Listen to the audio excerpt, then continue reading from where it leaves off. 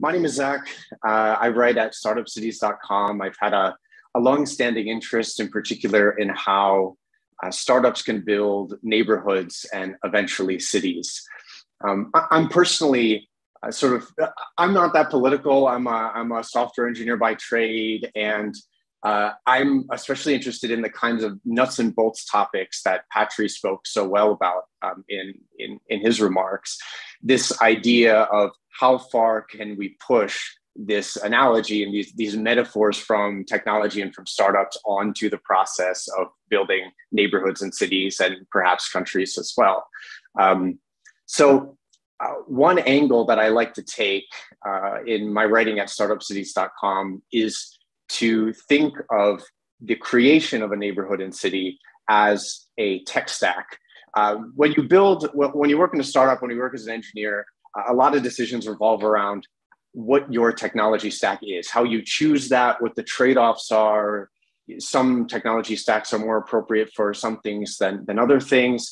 And a technology stack is really just like a big list of techs that you use to deliver the product. So we're going to put our servers on this service, and we're going to use this programming language, and we're going to use this set of libraries to do this thing. And I think it's really interesting to imagine a neighborhood, or walk around a city and ask yourself, what is the technology stack here that's making this place feel this way, that's making this place work well or not work well?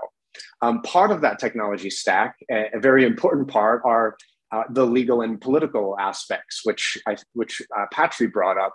And it's absolutely true, of course, that as you walk around a city, a safe city, a booming city, a wealthy city, that there are these institutional aspects of how that city or that area was constructed that determine the vibe and the success of that place.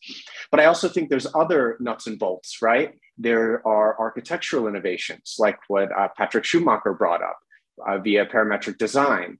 There's, I call it trad urbanism. Things like, how high should buildings be? How wide should streets be? Do we use traditional materials? Do we not?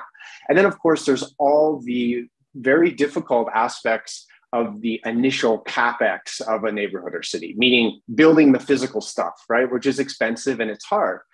At startupcities.com, I try to find people innovating in this technology stack. So maybe a road innovator, or an energy innovator, a construction innovator, maybe software relevant for the building or administration of a neighborhood or city, architectural innovation, and people also doing business model or ownership model innovation for neighborhoods and cities.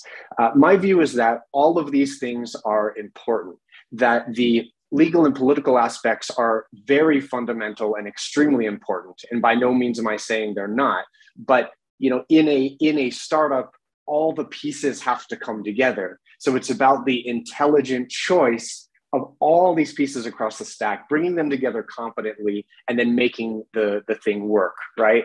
It's not just about the tech, it's about the operations, it's about the unit economics, it's about all these choices that these choices are standard fare for a typical tech startup, but I think oftentimes in this sort of new country space or startup city space, or whatever you care to call it, there tends to be less focus on these other nuts and bolts aspects, right? The roads, the energy, the construction, the software, business model innovation, this stuff.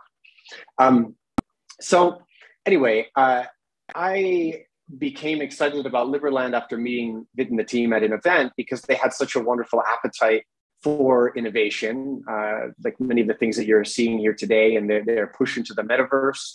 And so I'm very optimistic about the startup city space in general, or charter city space, or whatever you care to call it, both because of projects like Liberland and legal and political innovations like what Patry has brought up.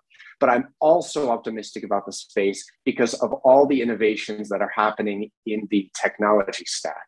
Things like in areas like 3D printing, there's various new techniques for building roads. There's all sorts of fantastic new software for simulating and generating different kinds of designs to optimize parcels and things like this. There's so much going on out there, and I would just encourage you all to go and check it out.